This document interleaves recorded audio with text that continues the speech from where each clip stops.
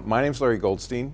I am a consultant who, until I heard from Lale Grayley, was retired, and I came back to do this for the university. The handouts that you picked up at the front table, there was some confusion earlier in the week. The handouts are generic. They're a different institution than CSU Fullerton, so don't try to figure out why the numbers are very different from what you would expect to see. The slides, we finalized them this afternoon, and they will be available. I don't know if you're going to send them out, Joe Fell, or? I will. Okay, so they'll be sent out to people who attended. The presentation I've created is based on a book I wrote, which is why I'm here. I mean, literally, they wanted to use the book as the content for this session.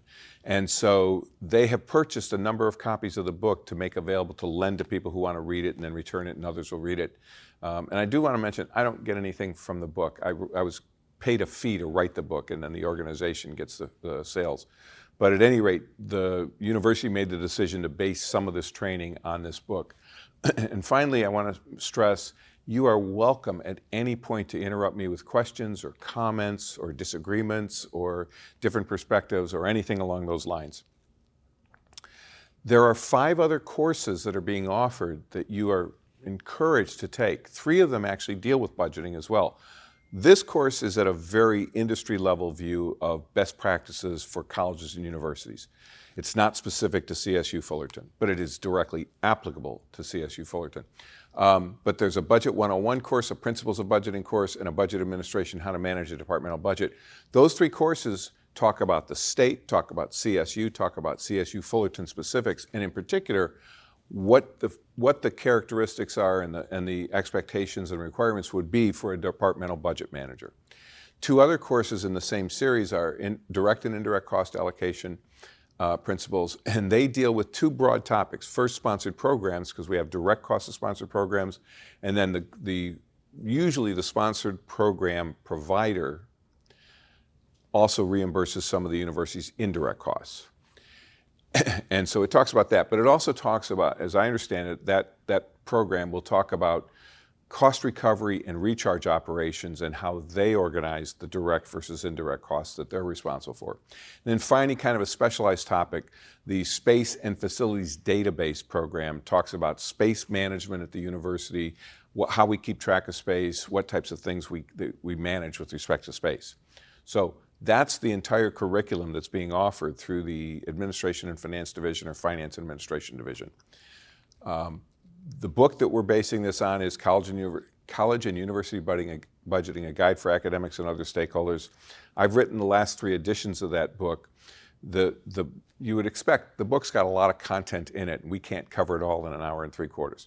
So what I've chosen to cover with Lale's influence, we decided these are the topics that were most important, and broadly speaking, it's alignment, it's resource categorization and terminology in particular, resource management and assessment.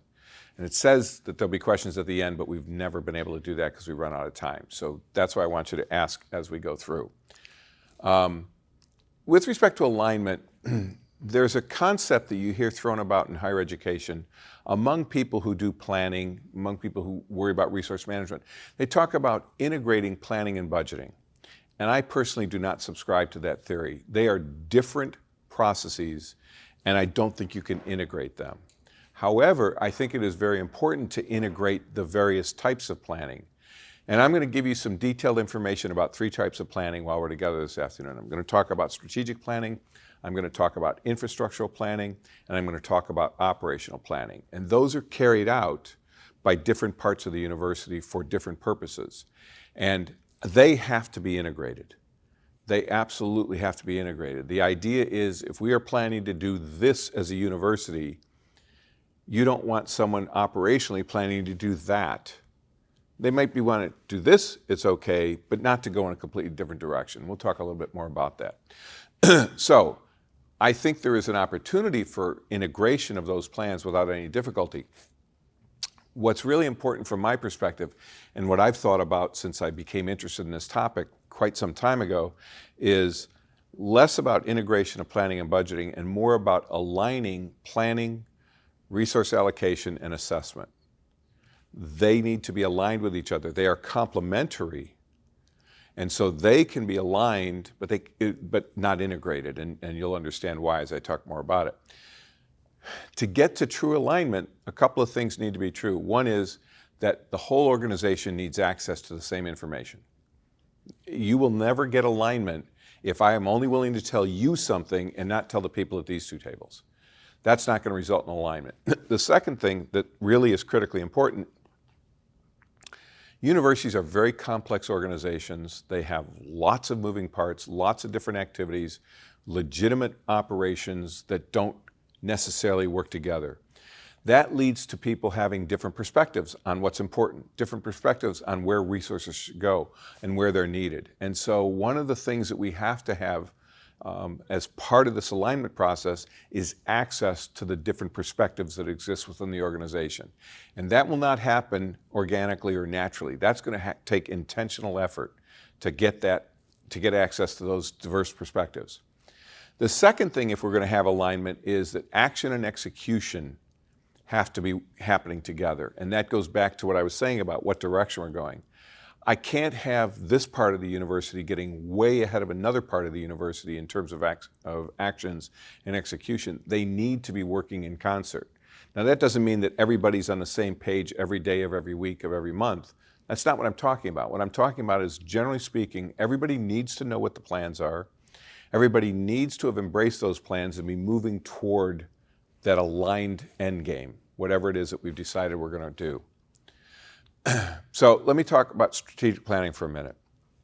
The way I believe strategic planning is carried out most effectively is that it's a one-year effort.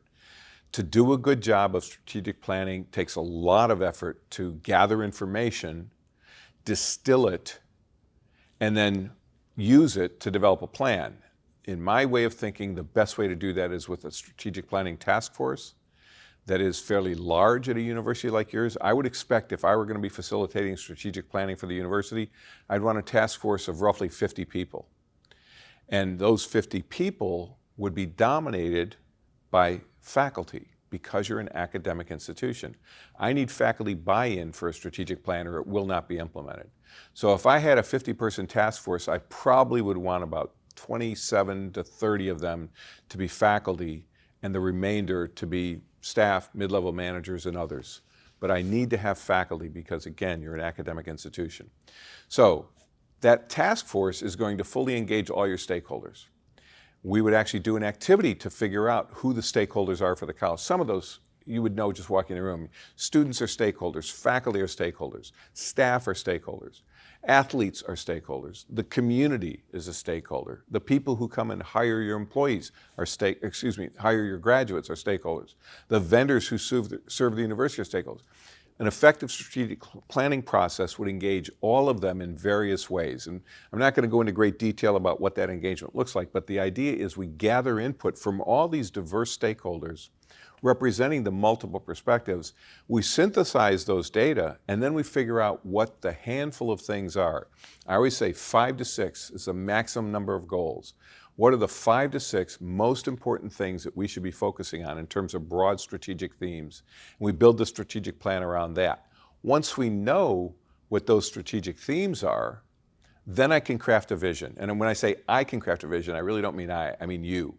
We can come up with a vision statement, and we have a specific approach to doing that. But our vision statement is the preferred picture of the future 5 years out. So my bias is 5 years of planning. And I have 2 reasons why I want to do 5 years. The first reason is if we get much further than 5 years out, it's very hard to predict what the environment's going to be like and to be able to plan effectively on how we're going to respond to it. So 5 years is about as far as we can go out. I can't do it in a shorter period of time because universities are big and complex and they're hard to move. So I'm going to need time to implement the things that we come up with during the planning process. And a lot of things will take as long as 5 years. Some things can't even be done in 5 years, but we can make a lot of progress. So this is what we've learned about strategic planning. Task force, representative of the university, size is not a problem. We want it big enough to make sure we get the different perspectives. We want to identify 5 to 6 themes. We want to work those themes to create a vision so that we know what the university is going to look like in those areas 5 years from now. And that's going to provide guidance to the entire university. Now, when it's done well, you would realize that not everybody's going to be able to look at the strategic plan and say, oh, they're talking about my department and what I do for the university. That's not going to be the case. Some people will see themselves in a strategic plan, but most of you will not. So there's got to be a form of planning that tells you what's important at the university that's relevant to what you do. So and I like to use the example of payroll because everybody understands why we need payroll. But I have never, despite all the hundreds of strategic plans I've read, I've never heard payroll mentioned once. So if I work in payroll, I still need some guidance about where the university is going and what we're trying to accomplish. I'm not going to find it in the strategic plan. So another level of planning that I can look to is called infrastructural planning. And sometimes when people hear the term infrastructural planning, they think it has to do with facilities and roadways and sidewalks and the buildings and the utility systems and all that. That's not what I mean. That's incorporated in that planning, but when I say infrastructure, it's infrastructural and it's the entire set of foundations, physical, cultural, process, etc., all the things that are necessary for the university to operate. And so when I say infrastructural plans, I'm talking about, whereas I said strategic plans is 5 years, infrastructural plans run for 2 to 4 year cycles. And a 2-year cycle infrastructure plan would be something like technology that's a very dynamic area that changes pretty frequently. And you can't plan too far out because we don't even know what the new technology will be 3-4 years from now. So we go 2 years out. Academic plans tend to be for a 4-year cycle because almost all of your undergraduate degree programs are designed to be completable in 4 years, even though we know most students don't complete in 4 years. But they're designed for 4 years. So you typically would operate an academic plan on a 4-year cycle. And what I mean by a 4-year cycle is as you approach the end of that 4th year, you have started a plan to replace it. And you don't throw it all away, you modify what you were doing during these 4 years, and in the next 4 years, you shape that. And it's influenced by the strategic plan. Okay, I've listed here 5 sample programmatic plans, and they're not in order of priority except the first 2 or 3. The most important infrastructural plan programmatically for a college or university, because you're a college or university, is the academic plan. So the academic plan is the responsibility of the chief academic officer. At your university, that person is called the provost. When I say it's the responsibility, it does not mean that person writes the plan, although I have known many chief academic officers who take responsibility for writing the academic plan. The most important aspect of this is they are responsible for ensuring a plan gets developed. But as you would hopefully understand, an academic plan needs input from the deans, it needs input from faculty, department heads, it needs input from others around the university who aren't even in academics, but it's the most important programmatic plan you have. The second most important plan you have would be the student engagement plan. Students are going to be referenced in the academic plan because it's deciding what do we want to offer at this university, what types of instruction, what levels of instruction. Clearly your mission is somewhat dictated by the system as to what you can and cannot do, but you have a lot of latitude within the broad parameters that the system imposes on you. So that's where your academic plan says we're going to do this type of education, we're going to rely on this type of faculty, we're going to recruit these kinds of students because this is the kind of experience we want them to have. So it gets into teaching methodologies, it gets into curriculum, it gets into a lot of things. The student engagement plan is then saying what is the experience going to be for students? And some of that's in the classroom, some of that's in a laboratory, some of that is in co-curricular activities. It might have to do with student government, it may have to do with athletics, it may have to do with clubs and organizations. What is the experience we want students to have?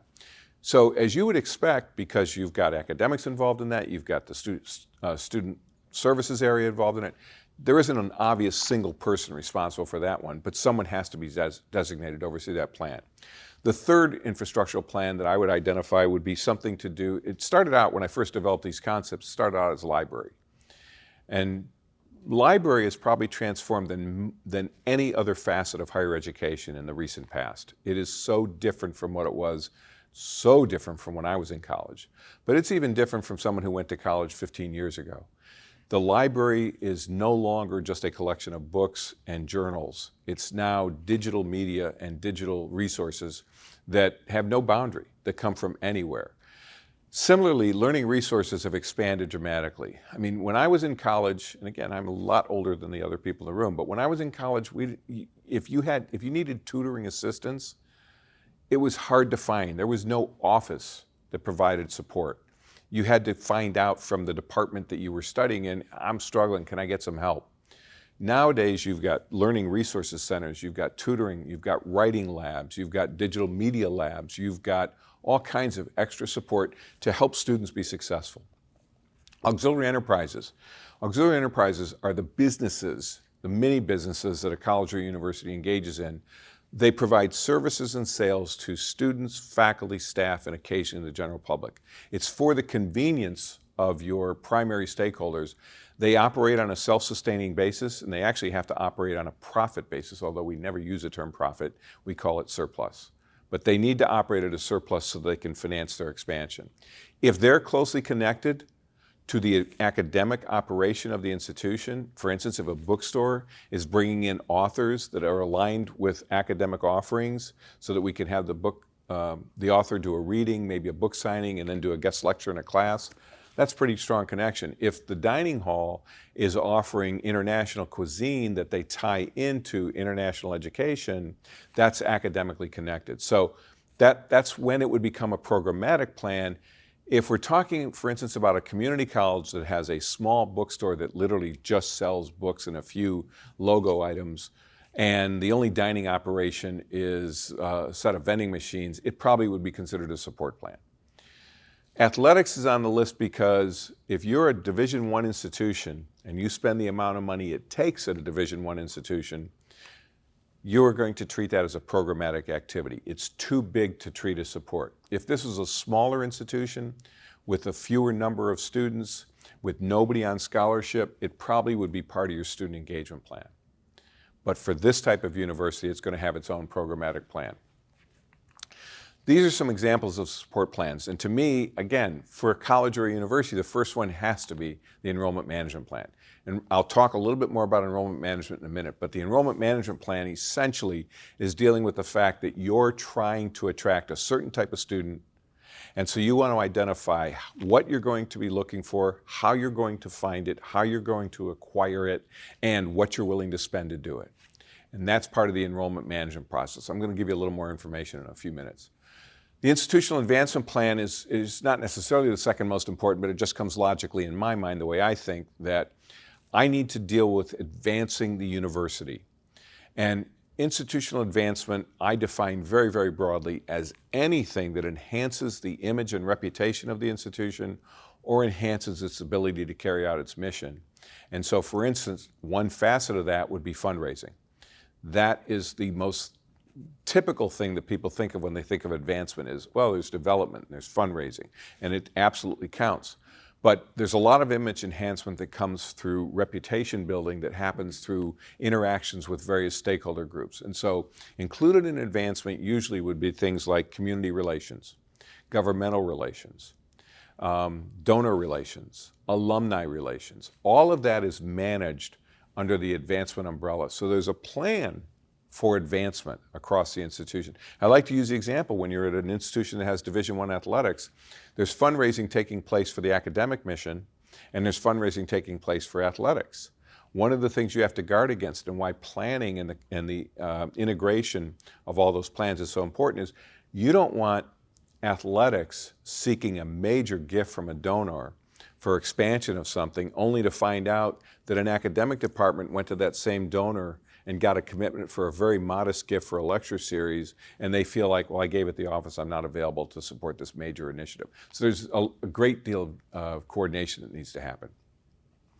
These two plans, facilities and information technology plans, are logical, expected plans.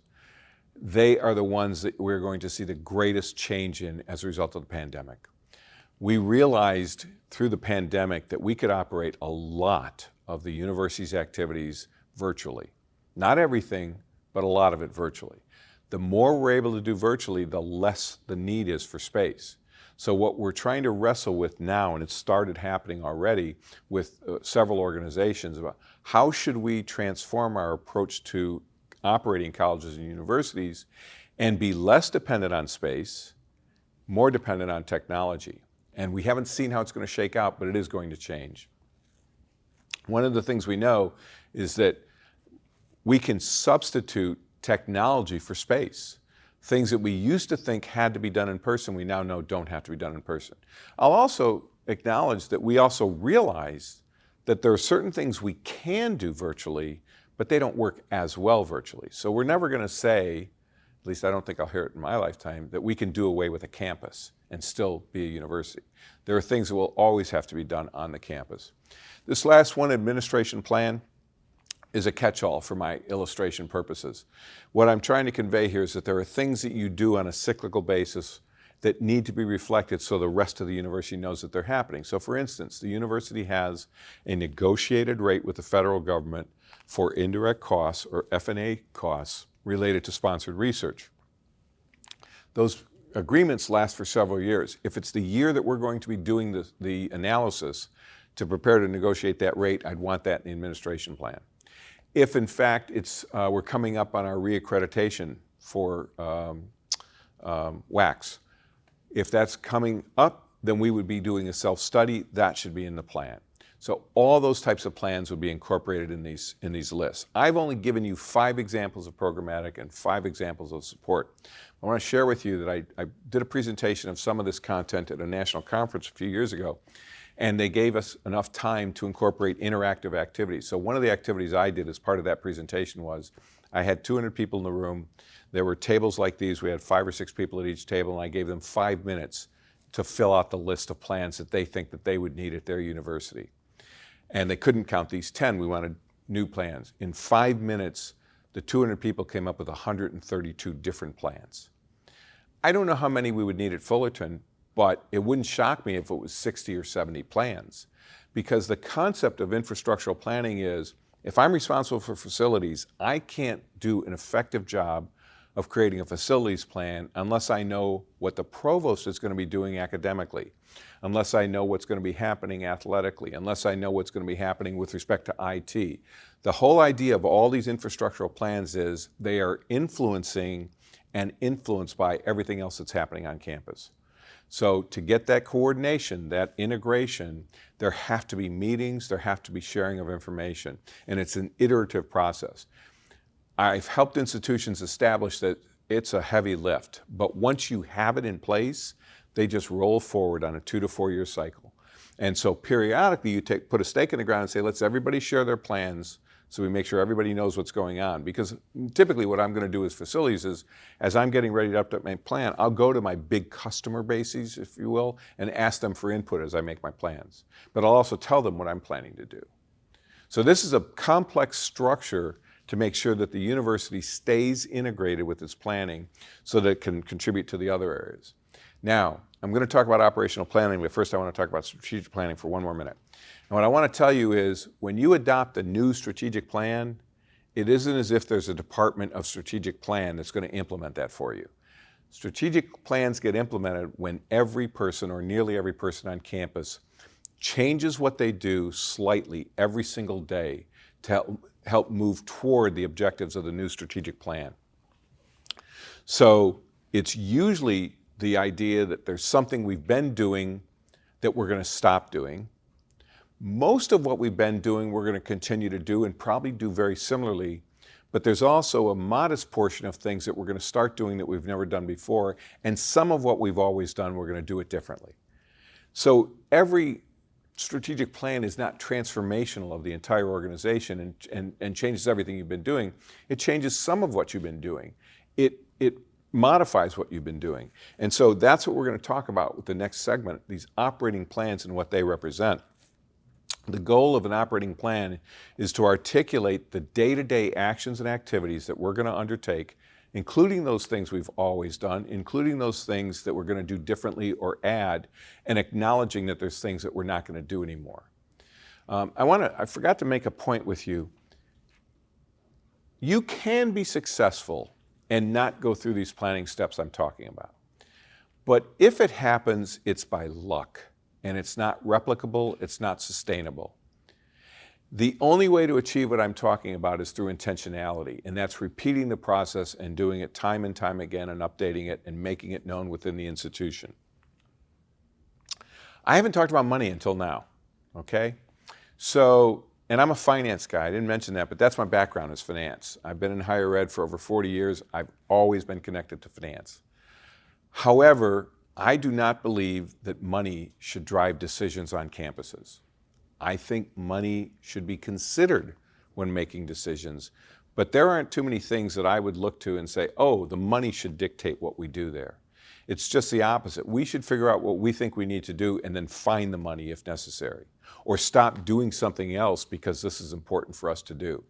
So, in order to have financial plans to manage all the money and all the other resources, I need to have that supporting all the plans, strategic, infrastructural, and operational plans. And by the way, I should mention to you that one of the things that kind of drives me a little bit nutty is people claim to be doing operational planning, and when I ask to see the evidence of it, I'm frequently given an operating budget. A budget is the financial manifestation of a plan. It is not the plan. The plan is a written document that details what we're trying to accomplish, how we're going to go about doing it, to whom we're going to do it in terms of service, where we're going to spend our resources. That's the operating plan. The budget lays out in detail with no more narrative on it than labels and a lot of columns of numbers. That's what a budget is, the financial manifestation. So in order to do an effective job of financial planning, I have to have a deep understanding of our revenues, where they come from, how they're generated, how many we can expect to receive, what the limitations on those revenues are, all that information. I'll also tell you that there is not a dollar of revenue that any college or university has ever achieved without first incurring an expense to generate that revenue. So you don't get any money without having some expenses behind it. Therefore, we need to have as deep an understanding of expenses as we do of revenues. We need to know what drives our expenses, why the expenses are higher in some areas, why the expenses are higher at some times of the year, who's causing our expenses to go up, who's economizing and getting things done with a lesser investment in expenses. Those are all important things to have a deep understanding of. And particularly what I need to understand is the net revenue situation of the university. The net revenue, how we get them, how we achieve net revenues. And what I mean by net revenues is nothing more than I've got revenues minus expenses, and if it's a positive number, that's a net revenue. It's a negative number, that's a net expense. We can't have too many net expenses. That's not a good thing. If we have too many net expenses, meaning our revenues are exceeded by our expenses, then we will end up in a structural deficit. There are accounting rules that dictate what you can count as operating revenues. I don't really get too hung up on that because I use the term operating support for this discussion. So the accounting rules say that your state appropriation, gifts you receive, and investment income cannot be counted as an operating revenue. It's just a rule, we have to live with it. But that doesn't mean we don't use those resources to finance operating expenses. So I want to understand whether our operating support minus our operating expense is a net positive or a net negative. If it's a net negative, it's called a structural deficit. And what that means is just by virtue of conducting your operations, you're losing money. And there's two things to worry about in that. The first thing is the more of that you do, the more money you're going to lose. Over time, however, even if you're doing it slowly, eventually you're going to go bankrupt. You cannot consistently spend more money than you bring in and expect to survive. If you have a source of non-operating support that will overcome the deficit, that's a different situation. But that has to be sustainable, and there aren't many of those. So the point is, not everything at an institution needs to have a net positive in revenues. There are many things we do because it makes sense to do them for various reasons, and we know we're going to spend more money than we're going to generate from it. But we do it because it makes sense to do, and we do it from a position of knowledge and intentionality. I think if you're going to have a 5-year strategic plan, you need a 5-year financial plan. But I would argue that while your strategic plan has a 5-year life, your 5-year financial plan is continually being updated. Every single year it gets updated. It has to include those infrastructural plans I was talking about, or those things aren't going to occur.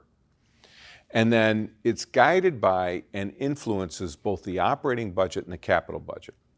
I'm really not going to talk very much about capital budget, but just to make sure you understand what the capital budget is, The capital budget is the budgeting that takes place for all of the physical structures that you're going to either build, buy, or borrow. And they are handled in a capital plan that's different than your operating plan, but it's just as important. It has a different life from your operating plan.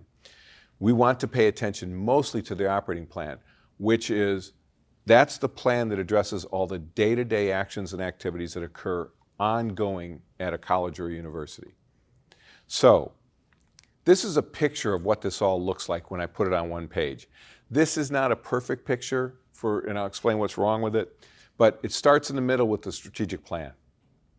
And then you see these light-colored bubbles represent those programmatic infrastructural plans I was talking about. The same 5 that were on that first slide are on here. And then the darker bubbles are the support infrastructural plans that I was mentioning. And again, same 5 are there.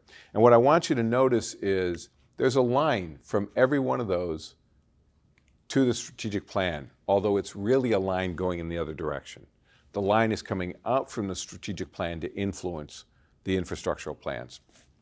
What I can't depict, because it looks really, really bad, is if I were to show the line from the academic plan to the IT plan, and the academic plan to the institutional advancement plan, and academic down to facilities, you could see how many lines I would need because of all these relationships. So I can't do that.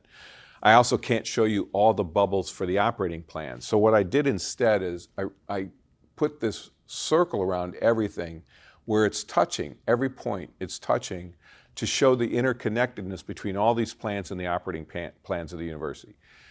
Technically, my financial plan would have the capital budget in it, along with the operating budget, along with the budget for the strategic plan, along with the budget for the infrastructural plans, but it's not going to be explicit. I will show you this slide, because this slide makes it a little clearer what I'm trying to explain. Strategic planning sits at the top. Infrastructural planning is over here, and operational planning is over here. Notice these curved arrows that go from strategic to operational, strategic to infrastructural, and infrastructural to operating. That's the integration I was talking about.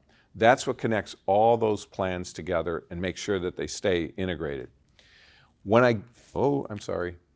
get down here, I want to convey 3 things. Operational planning dictates what we want to do and what's been approved. Resource allocation is how we enable these to happen.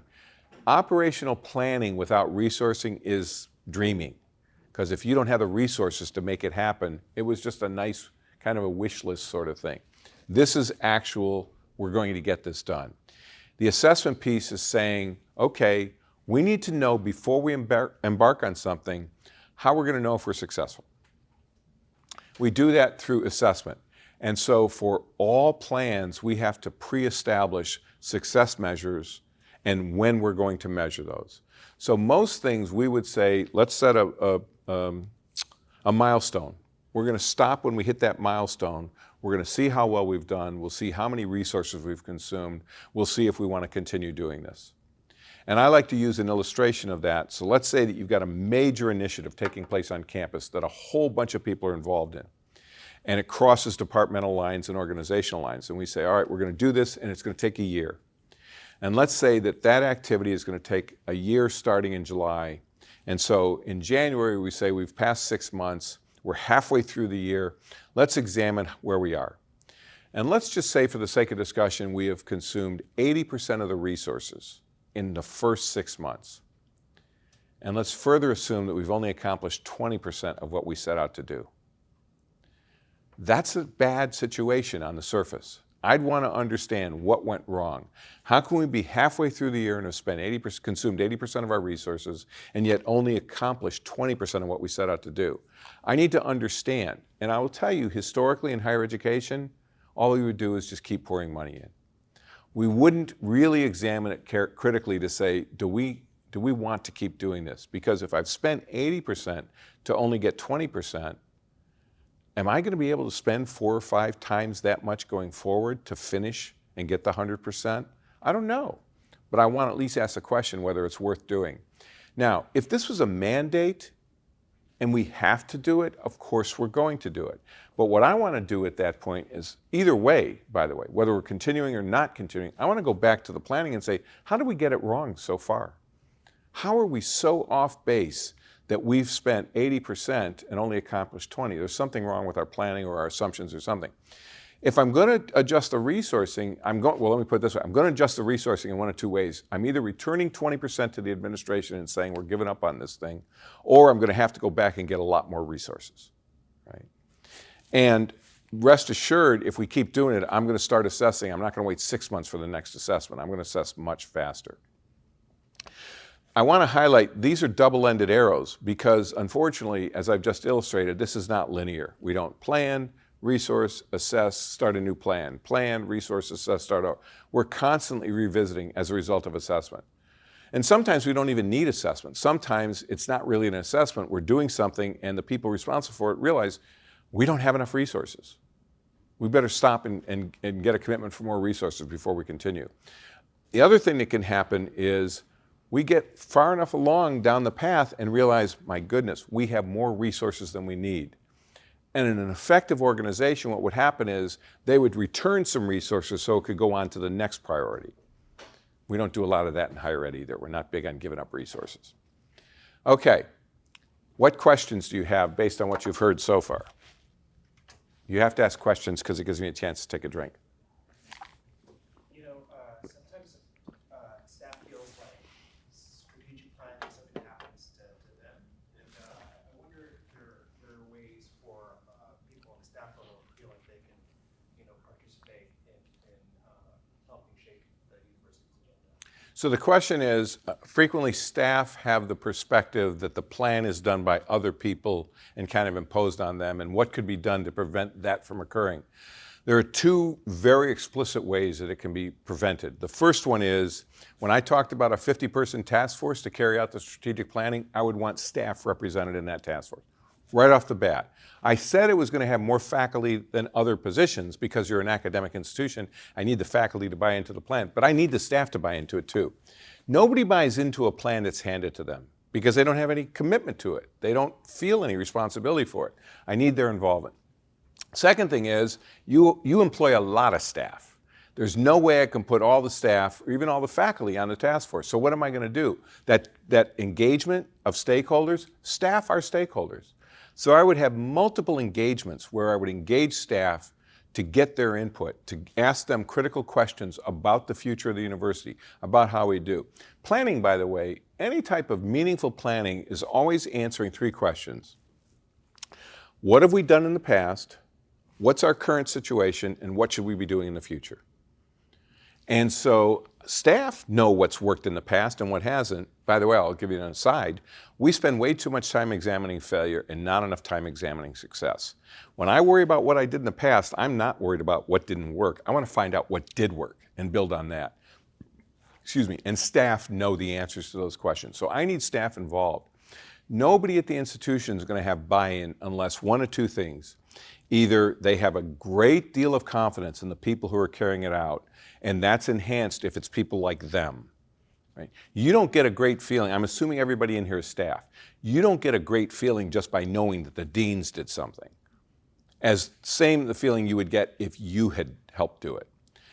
So it's who does it, and is my voice heard? Do I have an opportunity to influence it? And we're very intentional about that when we do strategic planning for exactly that reason. Other questions? Okay, so let's talk about resources for a while. There are only 5 types of resources that matter in higher education, period, 5. People, money, space, technology, and equipment. That's it. You need some or all of that. I will say in recent years, we're starting to realize that occasionally we can do some stuff without any space at all. We can do it through technology. But for the most part, you need all of that to get anything done. All resources have to be managed, either centrally or decentrally. Fullerton, interestingly, does not do any management of equipment centrally. It's all decentralized. All the units that decide to spend money for equipment have chosen to use a portion of their resourcing for equipment. But dollars, position, space, technology, that's managed both levels.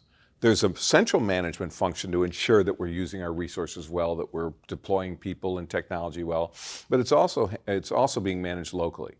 The bottom line from my perspective is everything has got to be managed. You can't just let any of it just kind of move along and be spent just because we've always spent it. There should be a reason why we're spending it. I also want you to have a surface understanding of net resources. So we don't use the term profit in higher education. We don't use the term equity or net worth. Those are business terms and they offend people. But we do talk about the difference between your assets, which are what you own, and your liabilities, which are what you owe. And that difference is called your net position. And public colleges and universities have to classify the net position in 4 categories: restricted non-expendable, restricted expendable, net investment in capital assets, and unrestricted. And when we get to unrestricted, there are 2 different types, designated and undesignated. So let's talk about this. Whenever you hear the term restricted revenues or restricted net assets, what that means is there are limitations on those resources and how they can be used. There are 4 things that can establish limitations, and they always establish restrictions. They always come from outside the university. The first one would be a donor. Donor gives you a gift and says, I want it to be used for this. That's a restriction. You can only use it for that. You could have a restriction that's imposed on you by government. Government could say, as does the state of Wisconsin, Wisconsin says you cannot spend any taxpayer dollars to conduct research. If you as a university are going to conduct research, you're going to do it with sponsored programs and you're going to do it with gifts, but you're not going to use state dollars or taxpayer dollars. That's government imposing restriction. A third way you can have restriction is laws. And in California, you have a legislature that passes an appropriation act, and before you can actually implement that act, the governor has to sign it. When the governor signs the act, it has restrictions in it. It says there are certain resources that we're providing, and you can use them for these purposes, but not for those purposes. And then they have others that they say you can use for anything you want as long as it's legal. That's always an implied assumption. Any resource you're going to spend has to be legal and really should be consistent with your purpose for existing, with your mission. The 4th category is contracts. There's a residence hall being built over here. In that residence hall, you've borrowed money or received money as an advance to construct the building. Eventually, you're going to issue bonds. When you issue the bonds, the bondholder is going to require you to commit that when you charge rents for the students who live in those residence halls, you're going to take the first dollars of rent recovery and put it aside in a reserve that's going to ensure that that building lasts as long as the bonds will be outstanding. That's a restriction. It's a contract. And so anytime you see restrictions, it's for these types of purposes. Now, restricted non-expendable is a particular type of net asset, and you kind of wonder, why can't I spend it? Why would I want something that I can't spend? Well, when someone gives you an endowment gift, they give you the gift and they say, do not spend the principal. Don't spend that original gift. You can invest it and spend what you make by investing it, but not the original gift. And so the way that works is, let's say I give you $1 million. The first year you're going to invest it, and you're going to invest it and get dividends and interest and rents and stuff, and you're going to generate income. Let's say you're going to earn $30,000 investing that. At the same time, you've had $1 million to work with, you've invested it, it's been in the markets, and there's been appreciation, meaning the stock market or the bond market or wherever it's invested has gone up in value. And so instead of it being now worth $1 million, it's worth $1,050,000. So I've got $30,000 of income, $50,000 of appreciation, and under the rules related to endowments, I can spend as much of that as I want that I deem prudent to spend. So in my little illustration I'm using here, I'm going to say, I'm going to spend all the $30,000. And by the way, we always spend all the income. That's real cash. We always spend that. And I'm going to say, I've got $40,000 of appreciation, but I'm not going to spend all that. I'm just going to take $10,000 of it. So I put the $30,000 with $10,000, and I make $40,000 available to support the purpose of the endowment. Now, entering the next year for investment purposes, I've got $1,040,000 to invest. And that process rolls over and over and over. I never can spend the $1 million, but I can spend the 40 that I rolled over. Okay, restricted expendable are those things that come in, and there's not a restriction that says you can't spend it. The restriction says how you can spend it, and what you can spend it on. And so I give you some examples here: scholarships, books, athletics. Those are reasons that someone would give you a gift. That's also the types of things that you would spend from endowment income. So when I told you I gave you $1 million gift and it earned $30,000 and then $50,000 appreciation, I didn't tell you what it's for. But if I gave you that $1 million gift, I would do one of two things. I would tell you to use it for something specific at the university, or I would do just the opposite. I would say, I don't want you to spend the $1 million, but the earnings and appreciation you can use for whatever you want, period. Okay, you have another big category of net position, and that is called net investment in capital assets. And there are three main categories here. Land. The land that you own is a capital asset. The buildings and equipment are a capital asset. And you own those, and we have a way to measure those. You also have some intangible assets. The buildings and equipment, you understand what that means. Intangible assets you might not be familiar with, but when you bought the license to operate the PeopleSoft system for accounting purposes and budgeting purposes, you had a license, you paid for that license, that's an intangible asset, software. For buildings and equipment, we depreciate them to recognize that they are wearing away. So if we had a building that was going to expect to last 20 years, 5% of its value when we built it would be treated as a cost, just like your salaries would be a cost, or just like travel expenses or equipment is a cost.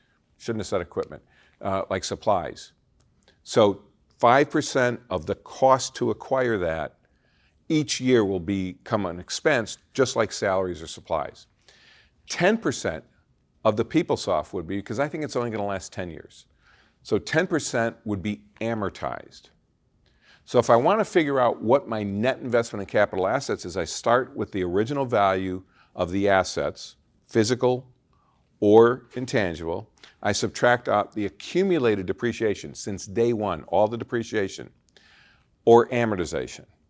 And then there's one other thing I have to take into consideration to get down to the net, and that is the debt I incurred to acquire it. To the extent I still have debt outstanding, I subtract that.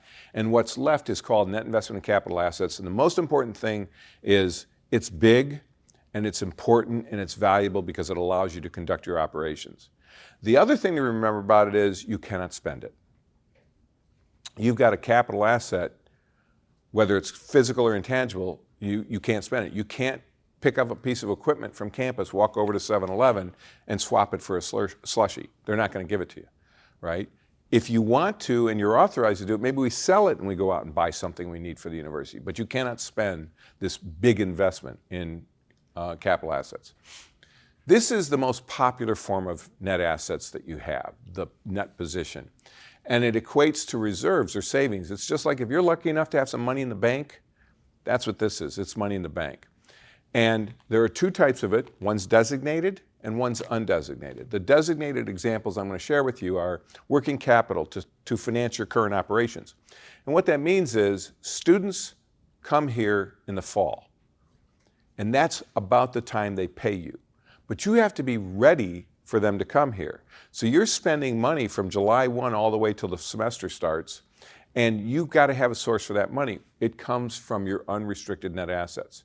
That's just the money you spend until you collect from the students. The second category is facilities renewal and replacement. I mentioned to you when we build the residence hall, we have a commitment to the provider, the bondholder, that we're going to put the money in a reserve to take care of that residence hall as long as the bonds are outstanding. Well, not everything has bonds outstanding in that type where there's a requirement. So we have facilities renewal and replacement. The roof on this building is going to need to be replaced someday. And we're not going to be able to finance that out of current operations. So we are going to build reserves. We're going to put money aside every year to add to those renewal and replacement reserves. And then the last category is what you might call a rainy day fund. Something's going to go bad, And we don't want to have to do layoffs from the minute we have a problem. We want to be able to try to manage ourselves out of that problem. So we're going to put resources aside in case bad things happen. Each of these three, working capital, facilities renewal, rainy day funds, they are all subject to calculation via formulas. Every institution has their own formula.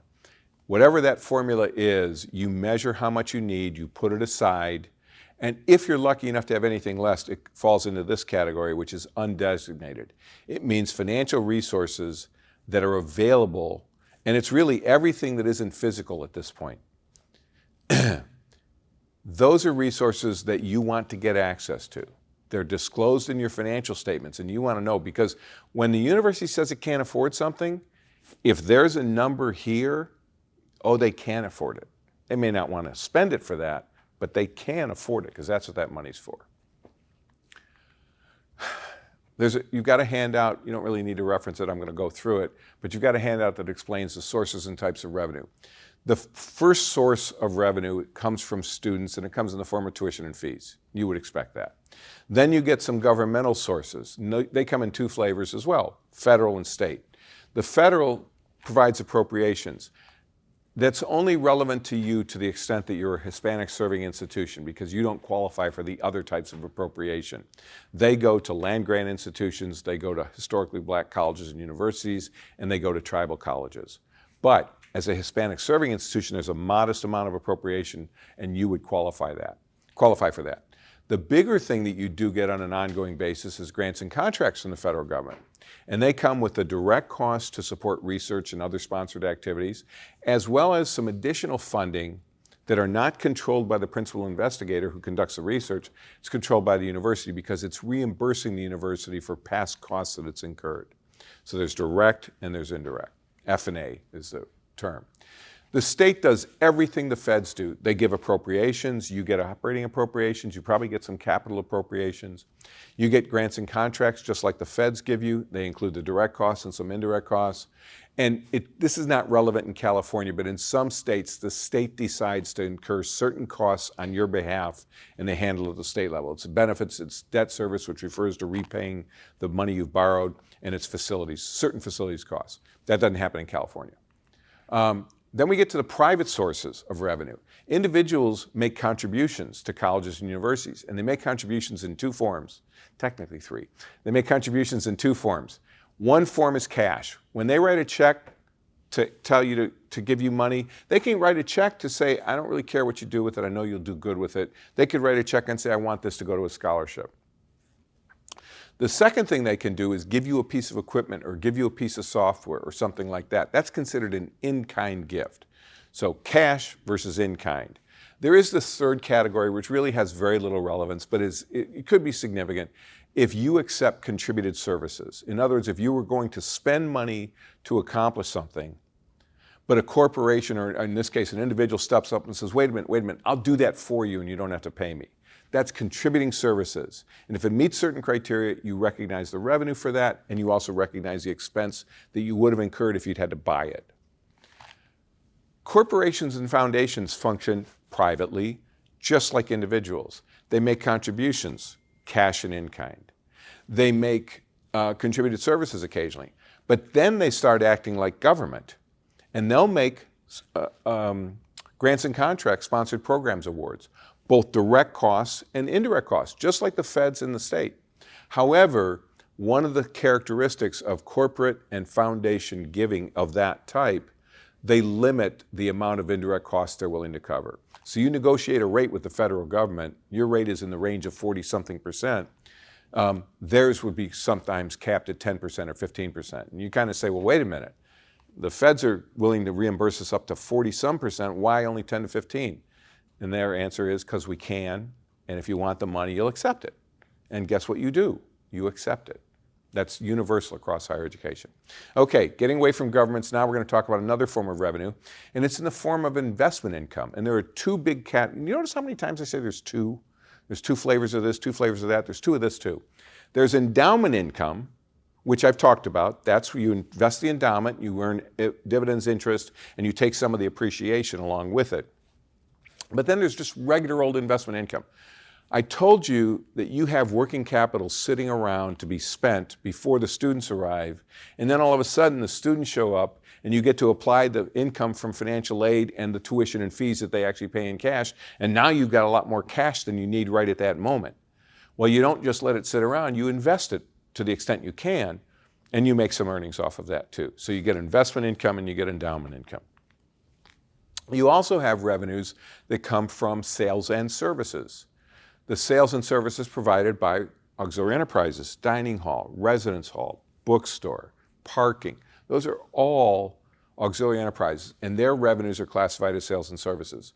You don't have patient care activities, but you do have educational activities that represent sales and services.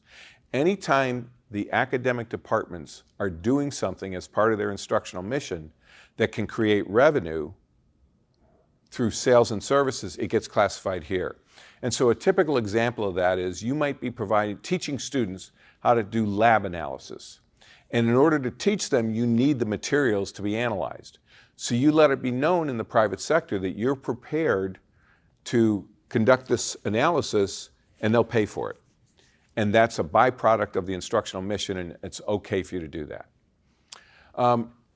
Licenses. You have some of the tech transfer probably, and what that comes from is when a faculty member creates or invents something on university time, then both the university and the faculty member have an ownership stake in that.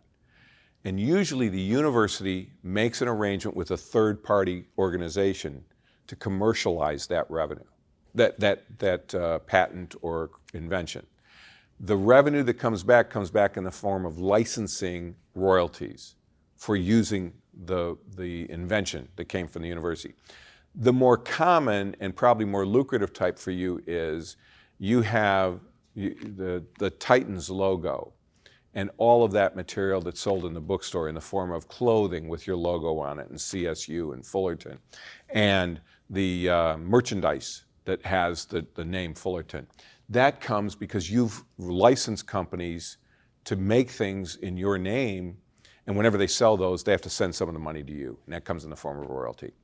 And then because higher ed people are so darn creative, there are other things that you make money from that we did not know about when we created this classification system, and they just end up in other. And so those kinds of things happen all the time. They're small, but they don't fit up here, so we have to put them down here.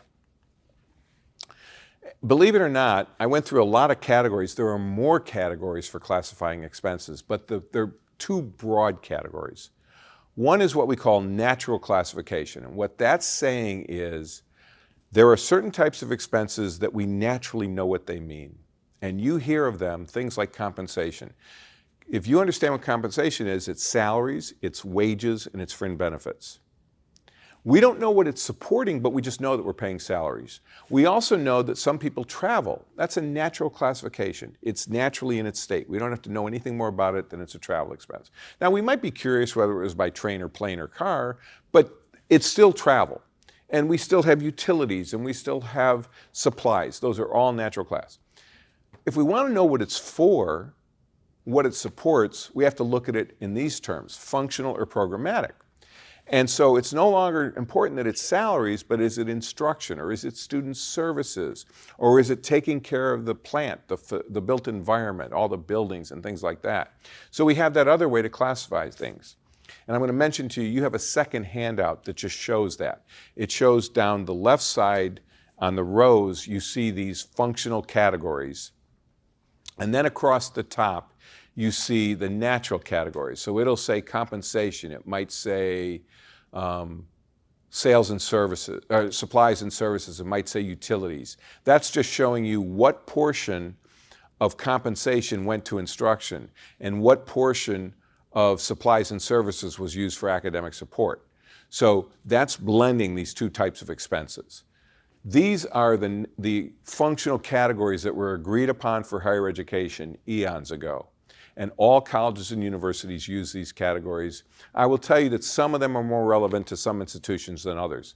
And so, for instance, you don't see a whole lot of research reported at community colleges. But if we were looking at UC, University of California campus financial statements compared to CSU Fullerton's, you'd see a boatload more research than you have. because that's their mission, much more than it is yours. So you've got these types of things happening here, and just like with revenues, we also have other categories. Expense categories, auxiliary enterprises. Same thing that we had the revenues from, we have expenses. You don't have any hospitals for healthcare. You don't have any independent operations. Independent operations are major federally financed research labs that are attached to colleges and universities, but are considered independent in some way. And there are only about 15 of them around the country, but it's things like Jet Propulsion Lab, things like Lawrence Livermore Labs at Berkeley. Those are these major, mega labs. And they're considered affiliated with the university, but they're not part of your primary educational and general mission. And not surprisingly, we have an other, because people come up with these crazy things to spend money on. They're not crazy. They just don't fit in the structure that was established. All right. Again, I mentioned I was going to talk about enrollment management a little bit. Enrollment management is attracting, serving, and retaining the optimal student body based on your mission, vision, and values as constrained by the amount of resources you can devote to it. That's what enrollment management is. 4 organizational elements make a difference in a significant way as to how well you do attracting, serving, and retaining. Admissions and financial aid are primarily involved in attracting. Admissions goes out and finds them. Financial aid tries to make it affordable for them to be here, and the combination of those two produces the class that enters each fall, and maybe each spring and other times too. You've got academic affairs. Everything that happens in classrooms and labs and places like that is driven by academic affairs. And everything that happens outside the classroom, and even sometimes in the classroom, is influenced by student services. Whether it's clubs and organizations, whether it's intramurals, whether it's student government, all the co-curricular activities that students engage in. These are the 4 primary entities that determine whether you retain the students that you've recruited all the way through to graduation. We don't like to think of higher education as a business, but I want to make it clear to you there's one business principle that is absolutely relevant to higher education. And it's written here in this 3rd bullet. It's more cost effective to keep a student you have than to find a replacement. Just like in business, they would rather keep the customers that they have than have to go out and find new ones. Well, we want to keep the students we have and see them succeed all the way through to graduation rather than have to go out and replace them because they left. And unfortunately, what's true in higher education for the most part, and it's true here, I discovered this my first day here, we spend more resources trying to get more students than we do trying to take care and keep the ones we have. And the evidence for that, in addition to people admitting it to me, is the fact that your enrollment management function exists only for admissions and financial aid, despite what I told you that academic affairs and student services are the big influencers. So your enrollment management function should really be tied directly into academic affairs and the rest of student services. But it's not. There is also a financial situation. You lose some students because of finance, not because of anything that happened in the classroom or not because of how a student felt he or she was being treated. You lose students because they run out of money, and financial aid can only do so much on an emergency basis to keep a student enrolled. But that's a small drop in the bucket compared to the ones that you lose because they can't cut it academically, because they don't get enough support, or they shouldn't have been admitted because they weren't qualified, or things like that. Now, it's a fact that faculty generally want to teach the best and the brightest students they can get. And so admissions has a dilemma. Do they focus on bringing in just the best and the brightest, or do they focus on meeting their enrollment target, which isn't limited to the best and the brightest? You have an array of student qualifications at this university. And so that means admissions is making judgments on people who come in with great qualifications to be here, and some that have, good qualifications but not great. And you have to figure out how to balance those two. And faculty occasionally aren't happy with the quality of student that's in their classroom. But admissions had to meet its targets. So the key is you need to manage that conflict that might exist. That's part of the integration and the alignment that I was mentioning earlier. They have to work together. There's another facet of enrollment management that's pretty important to consider, and that's this idea that your academic offerings fall into three categories: low cost, medium cost, and high cost. One of the mistakes that some admissions departments make is that they focus too little attention on whether they're filling seats in low, medium, or expensive programs. You never want to fill all the seats in the expensive programs and start adding more in those categories before you've taken care of filling the low cost and the medium cost. Because what ends up happening, remember I said earlier, we don't have to make money on everything we do. It's okay to offer some programs where the costs aren't covered. But if I offer way too many seats to those people, that's when I'm going to have a structural deficit, because I'm not going to have enough revenue from the low cost and the medium cost to cover the high cost programs. So that's a critical aspect of enrollment management, is balancing that across the three aspects. So here's what we're trying to do. We're trying to get better. We're trying to achieve our vision while also honoring our values. We don't want to just do it no matter how we do it. We want to do it in honoring our values. The second thing we want to do is we want to get better while accomplishing specific goals. So I've been a consultant for about 25 years. I have literally fielded hundreds of calls and emails from people who reach out to me for assistance in carrying out their activities. And in all of that time, no one's ever asked me to help them get worse. Nobody wants to get worse. We want to get better. And the question is, how do we do it within our available resources?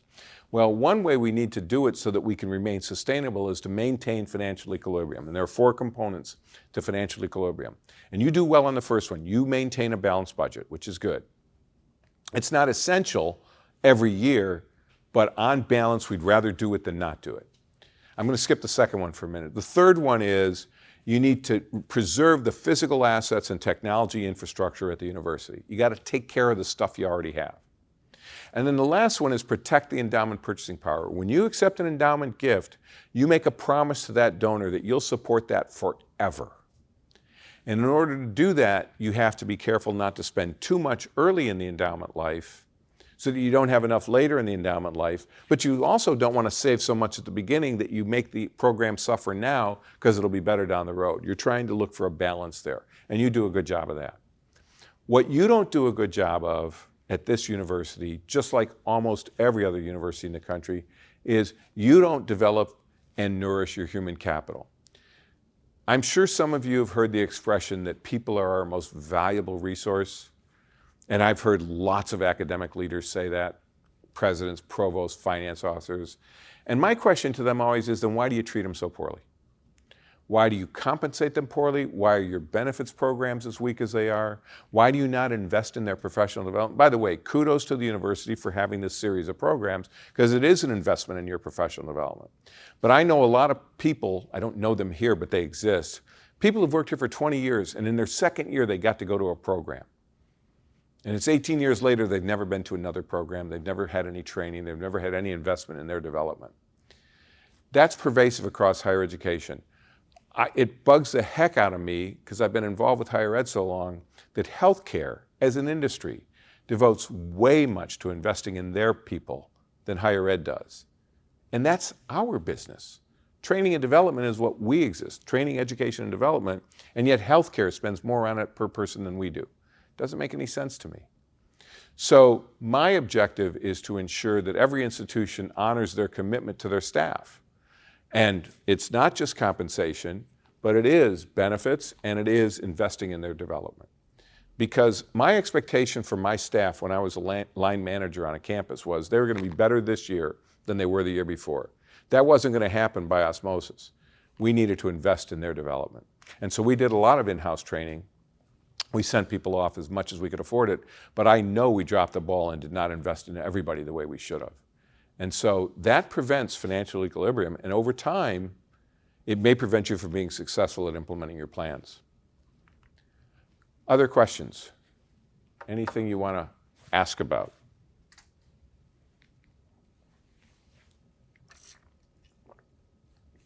Okay. I'll keep going. All right, we're going to get into resource management now. My contention, as stated in the slide, is Planning is the hardest part. Planning is hard because you're making tough decisions, and you don't have the luxury, like some other areas do, of choosing between good and bad ideas.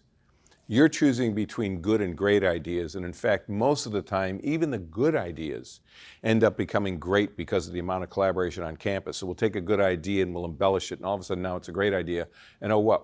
We have more great ideas than we have resources.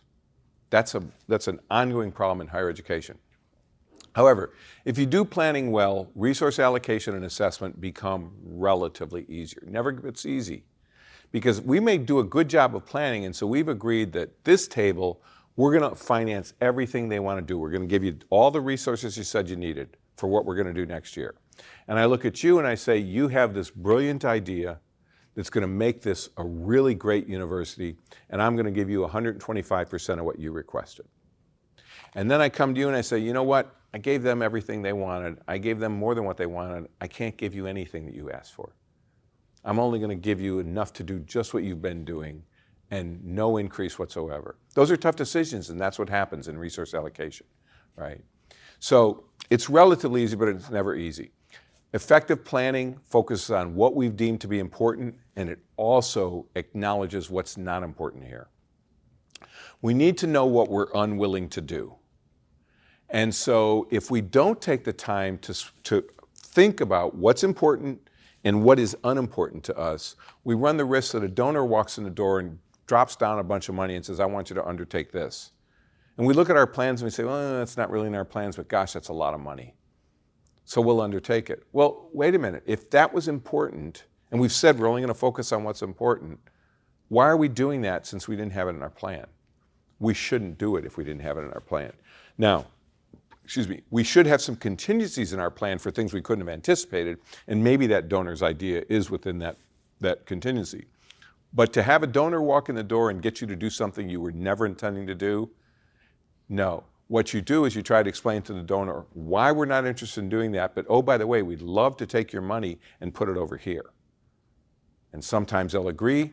More often than not, they'll say, nope, not interested. I'll find someone who'll do what I want done. So be it. Stick to your plan. All resource allocation and all assessment should be focused on what's important, period. If you've gone to the trouble to define what's important, all of your resources should be deployed toward that, and all of your assessment energy should be monitoring all that. Effective resource allocation. By now you should have figured this out without me telling you, but it implements plans. There's an implicit assumption there. If I'm going to implement plans, what must be true? I better have the plans. I better have gone through the process, done the heavy lifting to create the plans that we're going to follow. I'm always going to be responding to assessment data because I'm going to continually assess things to make sure that we remain on track. Here's an important concept that you may not have heard of before. The higher you sit in an organization, the greater the likelihood that you think things are better off below you in the organization than they really are, for some really good reasons. Number one, you don't live the life as the people who are at the bottom of the organization live it. And as an example, it doesn't exist here, but if it did exist, and it does at some other places, if the president or provost teaches a class each year, I promise you they don't get assigned the classroom with a broken smartboard. That just doesn't happen. They get a beautiful classroom. Their classroom, if it happens to be a day following a really terrible storm, they don't walk in the classroom and see rain running down the wall. Just doesn't happen. So they don't understand what that's like. I mean, they're not naive enough to think that that doesn't ever happen on campus, but they don't see it, so it's not top of mind. The second problem that creates this gap between what they know and what they should know is it's very hard to get people to speak truth to power, to tell them what they need to know versus what it's comfortable to tell them. So you've got people who report to the president who will go out of their way to avoid having to acknowledge some problem that exists on campus and just pray that they can get it fixed before he finds out about it. So I'll give the president and the senior execs a pass on everything of that type because they can't know what they don't know. But what I won't give them a pass on is remaining ignorant and making decisions without considering the implications. And that's why I want an inclusive process that brings staff, brings faculty into the decision-making process. And I'm not going to go into all the details of how that's structured, but I can propose a structure to the university of how that can be done here so you wouldn't run the risk of having these top-down decisions that don't consider the reality from the bottom of the organization. We also need to measure things consistently. So when I first became a chief financial officer, I happened to have gotten my first job as a CFO in the spring. We were just wrapping up the budget process. So at one of my very first meetings with the board, I had to present the next year's budget. I walked in, I gave them an overview of the budget. We had the planning, this university did a really good job of planning. We had a planning document that we'd shared in advance, and then we had the budget document that I reviewed the highlights from, and we got their approval on it. And so I want you to think about what that budget document looked like when I was getting their approval. It looked like this, okay? That was the budget document. So we went through the year, and our board met 10 times a year. It was a university that had started as a municipal university, very locally oriented. And so they met every month except August and December. And so throughout the year, anytime that budget changed the bottom line, I could redistribute resources, I could increase expenses and revenues equally and not change the bottom line. I didn't have to tell the board about that. But anytime it changed the bottom line, I had to go in and get their approval. They approved the original, they had to approve the revisions. And in June, we didn't have the results for the final year yet because it doesn't come out until the beginning of summer, middle summer. I stopped showing them the budget. I started showing them the next year budget. And then in the fall, we had our audited financial statements ready. And the last step in the budget cycle is approving the audited financial statements. So I brought that into the board, and I basically explained, we started the year with the budget, we started the year with plans, then we put that to paper in a budget, we got your approval of the budget, we get to the, and now here are the audited financial statements to tell you what we did, and we need your acceptance and approval of the audit. And I realized when I was doing that I was showing them something that looked like this. The budget looked like this, but the audited financial statements look like this because the budget is an internal document that we decide what it looks like. This is an external document that there's an external organization that tells you how to prepare your financial statements. So you don't have the choice to make them look like this. So what I was asking the board to approve was something that looked like this. That's not measuring consistently. So what I ended up doing was, I was very embarrassed about it. Luckily, they were used to it. That's the way it had always been done. They didn't understand the budget to the financial statement comparison. They just saw we had a clean audit. And I said, that's not going to happen next year. And so what I did was, I liked this budget because that was the stuff we had decided how to do. It wasn't me because it was already in place. But when it came time to get them to approve the audited financial statements, I put something in the middle that made sense out of this. Basically what I did was turn this to look like this through all the adjustments that it took so that they understood when we put instruction in the budget and we put instruction in the audited financial statements why those numbers weren't exactly the same. So that's measuring consistently. And if you're not familiar with this term, GAAP stands for Generally Accepted Accounting Principles. When we issue audited financial statements, we have to comply with GAAP. The other thing I want to highlight for you is I'm a big fan of accountability versus control. You all work for a public university. That means you're subject to laws, regulations, policies, procedures, standards, edicts, all kinds of things, governor's orders, all kinds of things. And they share one thing in common. They came into existence because someone screwed up and they're going to try to prevent it from happening again. And the net result of that is it makes it harder and harder for you to do your jobs.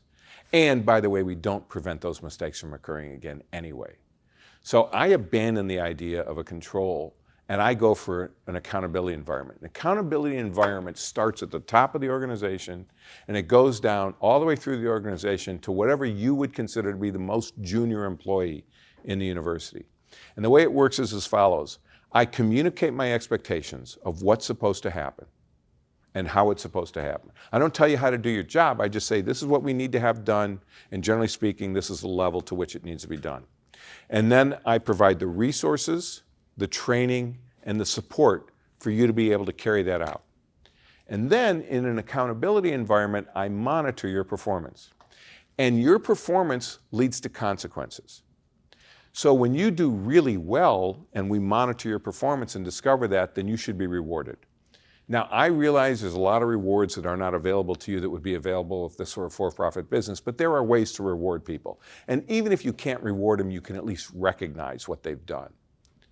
So that's accountability. You do good work, it needs to be acknowledged. Now, sometimes it isn't the good work. The consequence is, wow, this didn't go so well. We've conducted the assessment and not looking so good.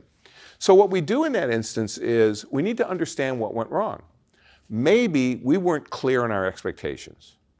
Well, that's not the employee's fault, right? If we weren't clear. Or maybe we didn't provide enough resources, we didn't provide enough support, or we didn't train them at all. So how can we expect them to perform well? So at that point, when we discovered the performance wasn't what we wanted, we intervene. We communicate more expectations, better expectations. We provide better resourcing, support, or training, whatever it is. We do that for them, we send them back to do their job, and then we wait a little while and we go monitor again. It's accountability. We still have to know. We were doing assessment. If we check back and they're still not performing well, then instead of rewards, we're talking about sanctions.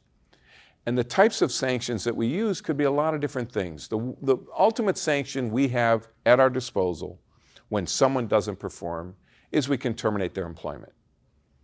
And we all know, or should know, that if we have to terminate an employee's employment, we've failed. We shouldn't have hired them in the first place, we made a bad judgment about their abilities, or we didn't train them up enough to do what we needed them to do. I've always considered it a failure if I had to terminate an employee, through HR, of course. There are other sanctions, though. I worked for a university where the president had established standards of performance for academic chairs. And if those performance standards weren't met, the president expected us to do something about it. 2 department chairs, 2 different colleges, the academic chairs got in trouble financially more than once. And after having to report this a couple times, the president said, I'm making a change here. He didn't get rid of the employee, which I wondered if that was what he was planning to do. It's very difficult to do with tenured people. There's almost never been an academic chair who's not tenured, so it's gonna be tough to fire someone. No, what he did instead was say, from now on, for those departments, he told the deans, that person can't approve any expenses, you have to approve it for the person. So, and by the way, this is in the days before that we used electronic approvals. This was faculty traipsing across campus to go to a dean's office to get something approved. Or in a lot of cases, they were sending a secretary to do it. But the bottom line was the same. The dean was getting interrupted or had to devote a significant portion of his or her day to sign approvals.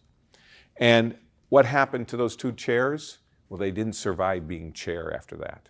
It lasted for a little while, but they were not reappointed. They kept their jobs, they were tenured, they went back to the labs and the classrooms and that sort of thing, but their sanction was, you don't have the authority. And of course it was a blow. They lost compensation. Every department chair at that university got a pay supplement. So we need to devote more attention to accountability than to control. I want to say just a few words about the budget. I've already mentioned this phrase, financial manifestation of plans. That's the budget, plan something different. Implied contract between management, if you go through the trouble of developing operating plans and submitting them up through the approval process, and they survive intact, nobody says, no, I don't want you to do that, or we can't afford to do that. If you get those plans approved, then there's an expectation on your part that management is going to give you sufficient resources to carry that out. Some of those resources may come from your area locally. You may have resources that you can deploy. But to the extent you need more resources, management's going to give them to you. It's an implied contract. When they approve the plan, they're committing to giving you the resources. The other thing I'll say about the budget is, if I've got your current financial statements and a copy of your budget, and you've done a good job preparing it, and it's reasonably accurate, I can prepare next year's statements today. Because if your budget's going to be proper, it's going to account for all the things coming in and all the things going out, and I can use that information to figure out, are you going to be healthier at the end of the year than you were today, worse off, or is it going to be about the same? That's a good budget document if you can do that. It's an indicator of institutional risk tolerance. If you have a budget that allocates 100% of your revenues to expenses, you have incredibly high risk tolerance. It's not a good idea as a general rule. you're going to have revenue shortfalls, you're going to have expense overruns, you're going to have other things happen that cause you not to realize the budget as it was put together. And so I believe you should have a contingency and leave some things in reserve just in case. Because if you have that high a risk tolerance, let's say a faculty member has an opportunity to get $1.5 million grant and it requires a $200,000 match from the institution, and you've allocated every dollar of revenue coming in, what are you going to do for that grant? You can't accept it. And that could be the most important grant that you'll ever get from the standpoint of your reputation and the image of the university, but you just secured and assured that you're not going to be able to do it because you spent all your money. So it's never advisable to have that high a level of risk tolerance. You want to be more conservative and recognize that things aren't always going to develop the way you think they will. And then finally, as much as I wish it were not the case, budgets are political documents. Can't avoid it. You can look at a budget and look at the relationship of revenues and expenses and where they're being deployed and realize we're spending way too much over here. Why would we be doing that? Well, if you dig deeply enough, you might discover that the person who leads this area is a friend of someone who's actively involved in the budget process. That's politics, organizational politics. We can't get rid of it, but we want to shine a light on it whenever it's happening and try to minimize how much it happens. That's why I want transparent processes. That's why I want more people involved. Political, regulatory, I don't want to say a lot about this. It's just realities around the country. Formula allocations that are not realistic and kept pace with the changing circumstances. Enrollment ceilings. There was a situation last month in Berkeley where they were told they couldn't admit students or weren't going to be able to until the governor intervened. Performance funding, which is one of my biggest pet peeves. Performance funding, which says, well, we're going to pay for graduates. Well, what happens if we're going to pay on the basis of graduates? We're going to create some graduates who really don't qualify. That's exactly what's happened in K through 12. If you go to almost any urban area in this country, you can walk down the street and stop people and you can find out they can't read, they can't write, they can't communicate, they can't calculate. But when you ask them if they've got a high school diploma, they say, well, of course I do. So something failed if they can't do those things, but they're walking around with a diploma. We're heading toward that in some states that have decided to emphasize graduation. We're going to pay the price later on because those people are going to become unemployable very quickly because they didn't master the content, but they were given a diploma. And that's going to be a black eye for the university in addition to a black eye for the person. I really worry about what we're identifying as the performance standards. Position control. The idea that someone in the city of Richmond, Virginia, could tell us at the University of Virginia in Charlottesville how many employees we should have, given the variety and the breadth of operations that we had, made no sense to me. But they did dictate how many positions we could have. And when we'd argue and say, but we're too complex for that, well, we can do it for highways and transportation, and we can do it for social services. There's no reason we can't do it for you. Okay. Not sure I agree with that. This is particularly troublesome because I spent a lot of my consulting experience helping institutions build up their balance through effective resource management. And what started happening around the time of the Great Recession is that states came in and grabbed up the balances. So they were punishing people for good performance. I never let that happen again. When I was involved with the public university and we were going to take on activities that would result in better revenues, better reserves, I would make sure that we negotiated with the state as to what the limitations were on what the state could do versus what we could do. And most states were agreeable to it if it was done in advance. They like to see you operating effectively. This is a graph that shows the value of higher education. So there never used to be a question about the value of higher education. People just... I'm not sure I understand. Thank you. The question wasn't the value, is whether you could pay for education. This is the number one over a column labeled high school graduation. That's lifetime earnings if you stop at high school. If you go all the way to a bachelor's degree, you will have 67%, 66% more earnings over your lifetime than someone with just a high school diploma. If you go all the way to a professional degree, you're going to have 2.74 times more earnings.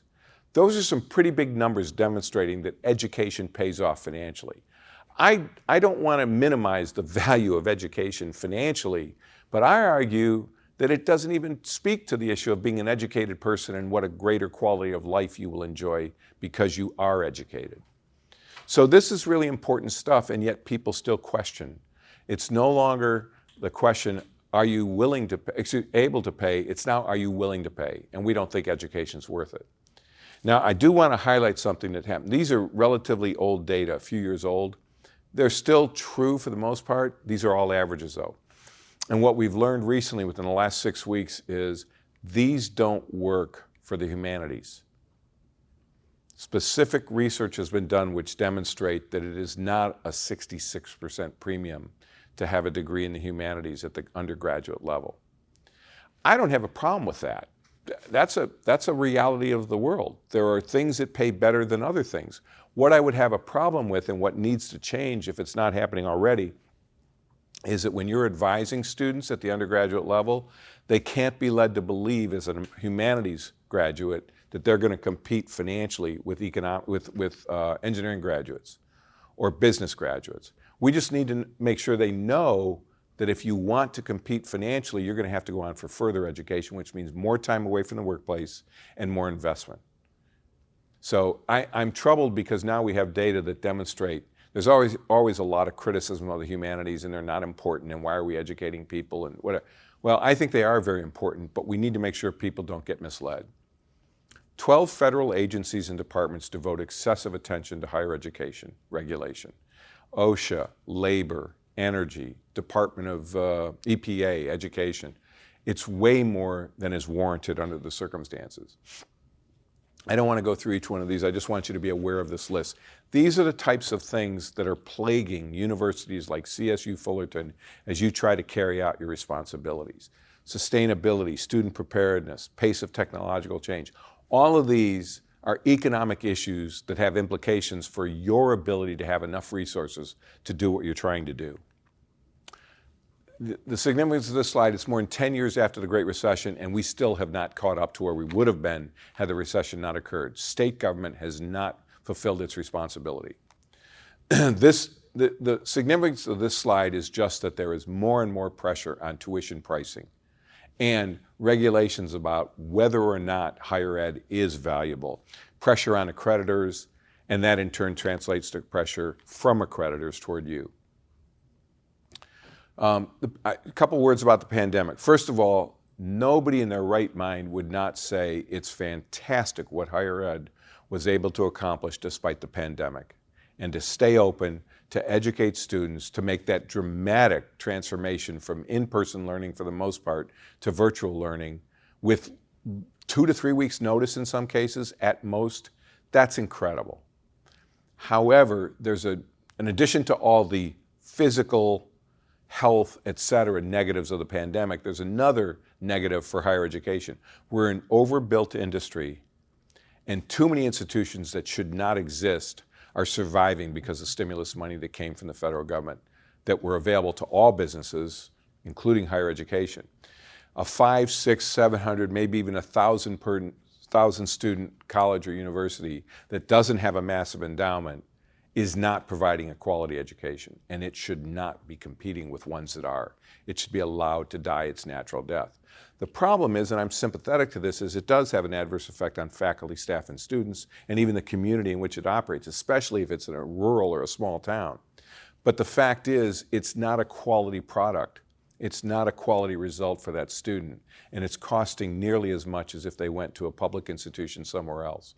These are all private institutions that I'm talking about. And so I think the pandemic the response to the pandemic has done a disservice in that way. I want to spend some time talking about the different types of budget models because it's the sort of thing that I think you have some curiosity about, or at least I hope you do. There are 4 comprehensive budget models in use in higher education and 2 special purpose budget models. The top one is called an incentive-based model. Sometimes it's referred to as responsibility center management. And essentially what it means is the revenue centers in a college or university control the revenues they earn. They own all those revenues from tuition and gifts and sponsored research.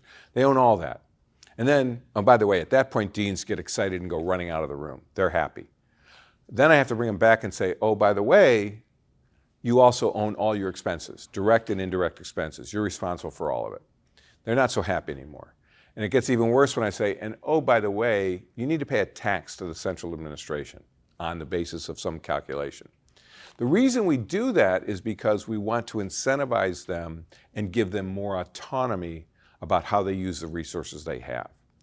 And because it's an incentive-based, it's the only model that will grow the pie instead of just slicing the pie differently. The incentive is to grow and create more revenues, usually through enhanced enrollment. So that's the most popular model for any institution that qualifies to use it, meaning it's big enough, it has enough resource centers, and has enrollment growth capacity. That's the most popular one to switch to. The second, and this is the most popular model, is called incremental, decremental, or historical. And basically what it says is, you have your budget, and next year's budget is going to be effectively the same budget, either incremented up because we expect more revenues or decremented down because we expect fewer revenues. And it's done across the board. It's the least effective model, in my opinion, because it has two inherent flaws. The first flaw is what you have today is a function of every decision that's made budgetarily going back to when the university first opened its doors. And there is no reason to suspect that what you have today is exactly what you should have relative to the whole, or that you have or that you have. If you had that, it would be pure coincidence, and it would be an accident. So we know it's disproportionately distributed to where it should be. The second flaw is if we go up by 2% across the board, then what we're saying is that 2% we give you and you and you and you, that's going to be maximally valuable to each of you. Conversely, if we impose a 1% cut on everybody, we're saying that it has exactly the same effect.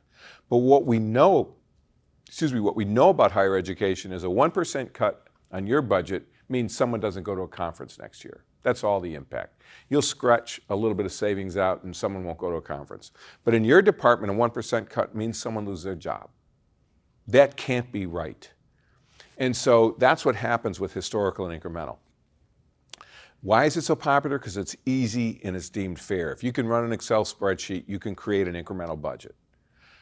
The next one, formula, I think is almost as easy as incremental, but much fairer.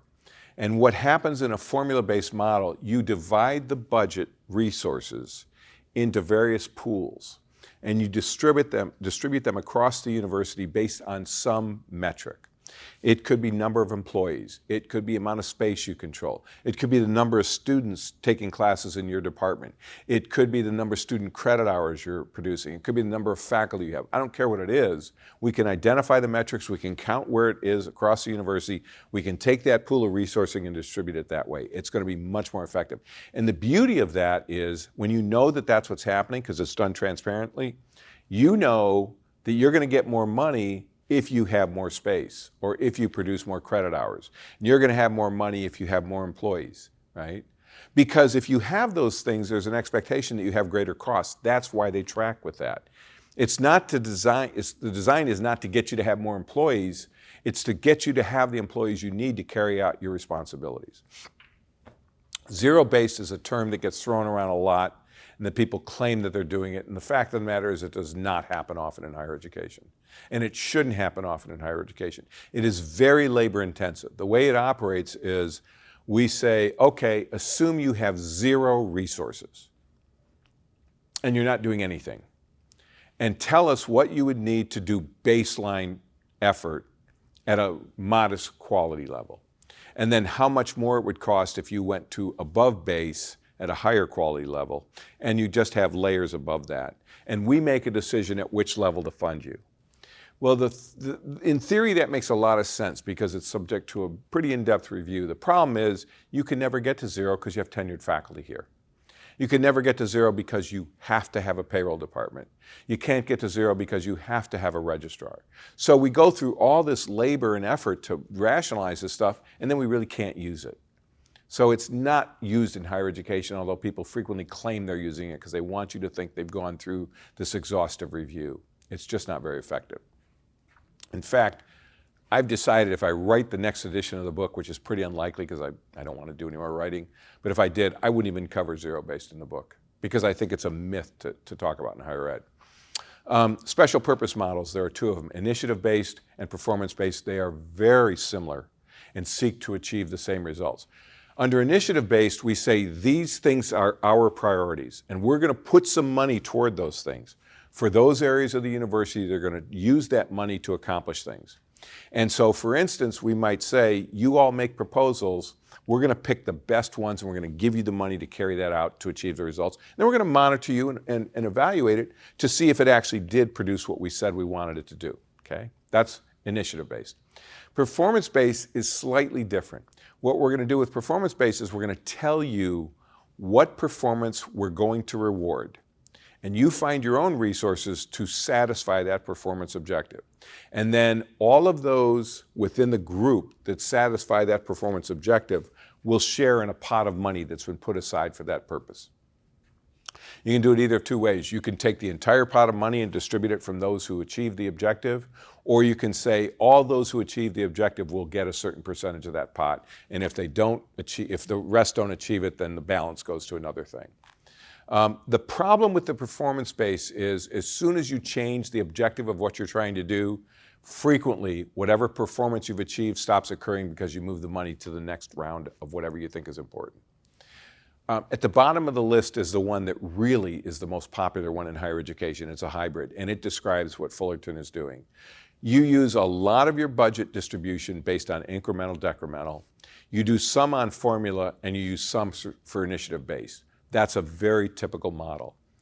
So my argument would be decrease the amount you do with incremental and find another approach that's based on analysis of productivity, of success, of accomplishment, of effectiveness, etc. I'm going to leave this stuff for you to read. It's very self-explanatory because there are two other slides I want to get to finish out the time, and we're coming up real close to the end of our time together. I hope you understand no across-the-board reductions. If you're going to do across-the-board stuff, stop saying something's more important than something else, because it's not true. If you're doing across-the-board, you're saying it really doesn't matter, we're going to treat you all equally. So don't waste time planning. If you have done plans and priorities, apply them. We said this is the most important stuff. We need to protect it and put more money into it. You should use your reserves. I talked about rainy day reserves. I talked about unrestricted, undesignated. Now's the time to use that. Resist the temptation to increase deferred maintenance. Deferred maintenance is the category of expense related to your built environment that you are scheduled to do and you decide not to do because you feel you can't afford it. That's painting walls, replacing carpet, replacing roofs, replacing boilers, all that kind of stuff. There's two problems when you do that, two obvious problems. The first one is poorly maintained facilities are much more expensive to operate, and they lead to additional damage. But even if they don't lead to additional damage, it becomes much more expensive to get around to doing it when you finally think you can than it would have been if you'd done it initially. And this is really problematic because people don't pay enough attention to this. A poorly maintained campus adversely affects student recruiting and retention. When students see a poorly maintained campus, they're not attracted to it, and if they're here, they get disaffected by it and leave. So it's not a good idea. Here's when HR gets upset with me during these presentations, this second to the last bullet. You should know what you're going to do if you get a financial windfall and what part of the university is going to benefit from it. At the same time, you should know and have already identified what parts of the university are going to be disaffected if you have a financial crisis of some kind. You should already know where you're going to take cuts. And I contend that if you know that, then everybody should know that. Those two lists should be publicized. Now, there's no controversy when you publicize the first list except from those who say, well, I should be on that first list, and I'm not. And they're upset, but they're not leaving because of it. However, the second list creates lots of energy in the system because people don't like being told they're at the bottom of a list. However, one of three things is going to happen when they find that out. The first thing that could happen is they're not going to do anything. They just keep coming to work because they've already given up and they're just going to wait until the axe falls. Okay, I knew it was coming. Okay. There's another group that's insulted by that, and they're the good people at that level who just happen to be caught up in a department that isn't very effective or a program that's very effective. And they decide, I'm not going to take this, I'm going to go somewhere else. And they're good people, so they can get hired somewhere else. And then the third group are those people who are there and say, wait a minute, I'm not leaving. And I don't agree with your assessment, and I'm going to prove you wrong. So I'm going to organize an effort along with my colleagues, and we're going to prove that we don't belong on the bottom of the list. And what happens is they get off the bottom of the list. That is wonderful. That's fantastic, because now you've improved the university and you haven't had to spend a penny to do it, an additional penny. Of course, what happens is when they get off the bottom of the list, what happens? Someone else falls to the bottom of the list. But they should have been close enough to know that was coming, and they had the choice to do the same thing. I know this is difficult. As I say, HR does not like it at all, but I've worked at a university that did this, I've consulted to universities that did it, and it results in improvement across the university. So I'm a big proponent of this. I said I know a little bit about assessment. It fits all on one slide right here. I just want to go over it with you. With accountability, what gets measured gets managed. Measure the stuff that matters. Don't measure unimportant stuff. Measure the meaningful stuff. I told you before, goals have to have measures established at the beginning, not at the end or the middle.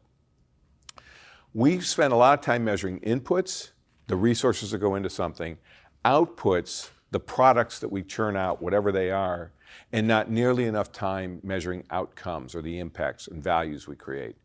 Outputs, like graduation rate, is a measure of productivity or a measure of efficiency, maybe, but it is not a measure of effectiveness. Just graduating someone doesn't mean that they can get a job or get into a graduate program or do anything else of substance. It just means they're gone. So we want to measure outcomes. We want to be consistent across periods, and most importantly, we want to make decisions if we've taken the trouble to assess something. We don't assess for the sake of saying, check a box, we assessed it. We may make the decision, you know what, the assessment tells us we're doing exactly what we should be doing. But the assessment could show what I used in my silly little example, where 20% accomplished after spending 80% halfway through. We ought to make a decision about that one way or another. Okay, I've gone a few minutes over. That ends the presentation. I am happy to field questions. I don't have to be anywhere until tomorrow morning when I go to the airport. So if you have questions, I'd love to field them. If you don't have questions, take some snacks on your way out. We have extras. We keep telling people that. No, thank you for coming. I appreciate your attention and your willingness to participate in this program. I hope you'll attend the other sessions when they're offered. You have a question? Kind of a hand one. You mentioned the book that we could borrow. Yeah. How would we go about doing that? Jofel will put your name on a list. If you want a copy of the book, just let Jofel know. She will send it to you, and then you will be asked to return it when you're done. Thank you so much. Thank you.